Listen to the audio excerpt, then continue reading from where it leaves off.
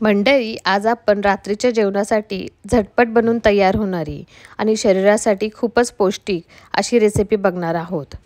त्याला आपण सोया पुलाव किंवा सोया खिचडी असंही म्हणू शकता. बुंदी रायता असू द्या, पापड, लोणचं, भरली मिरची सोबत आपण सर्व करू शकतो. टेस्टी पण आणि हेल्दी पण, फुल ऑफ प्रोटीन मील.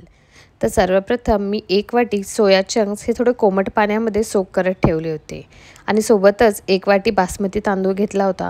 तो पण वॉश करून सोक करत ठेवला. बासमती तांदळाऐवजी आपण साधे तांदूळ वापरले तरीही चालतं. मी 1 ते 1.5 चमचा तूप कुकरमध्ये ॲड केलं होतं. त्यामध्ये काही बेसिक खडे मसाले ॲड केले आणि त्याला तुपामध्ये व्यवस्थित परतून घेतलं, म्हणजे त्या मसाल्यांचा फ्लेवर हा व्यवस्थित तुपामध्ये उतरेल. नंतर 1 चमचा जिरे ॲड केले. जिरे व्यवस्थित फुलले त्यानंतर एक मोठा कांदा उभ्या आकाराने चिरून घेतला होता.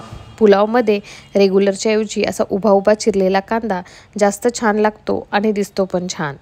कांदा व्यवस्थित परतून घेतल्यानंतर त्यामध्ये 1 चमचा आलं लसूण पेस्ट ॲड केली आणि नंतर 1 मीडियम साईज टोमॅटो तोही कट करून ॲड केला.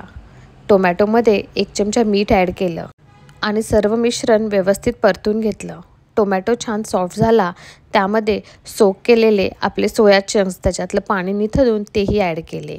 त्याला परतून घेतलं आणि सर्व मिश्रण व्यवस्थित परत मिक्स करून घेतलं. त्यात काही बेसिक मसाले जसं 1.5 चमचा लाल तिखट, अर्धा चमचा हळद आणि 1 चमचा धनेपूड ॲड केली. ह्या ठिकाणी तुम्ही पुलाव मसालाही ॲड करू शकता. नंतर मी 1 मोठा चमचा दही ॲड केलं. दही पुलावमध्ये किंवा बिर्याणीमध्ये खूप छान लागतं. मिश्रण व्यवस्थित मिक्स केल्यानंतर त्याच्यामध्ये सोक केलेला बासमती तांदूळ ॲड केला.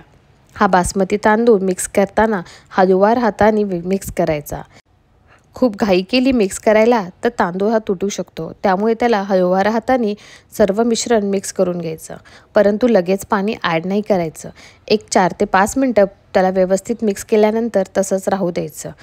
तांदूळ 2 ते 3 मिनटं छान परतून घेतल्यानंतर त्याच्यामध्ये 3 वाटी पाणी ॲड करायचं, कारण 1 वाटी सोया चंक 1 वाटी तांदूळ ह्या अंदाजानुसार 3 वाटी पाणी परफेक्ट आहे. नंतर पाणी ॲड केल्यावर थोडंसं मीठ, कोथिंबीर ॲड करून कुकरच्या फक्त 2 शिट्ट्या काढायच्या आणि तुम्ही व्हिडिओत बघू शकता की आपला सोया पुलाव किती सुंदर एकदम असा मोकळा मोकळा बनून तयार आहे. हा सोया पुलाव खाण्यासाठी खूपच चविष्ट आणि तेवढाच पौष्टिकसुद्धा आहे. तुम्ही ही सोया पुलाव रेसिपी नक्की ट्राय करा आणि मला कमेंट करून कळवा की तुम्हाला ही रेसिपी कशी वाटली. थँक्यू.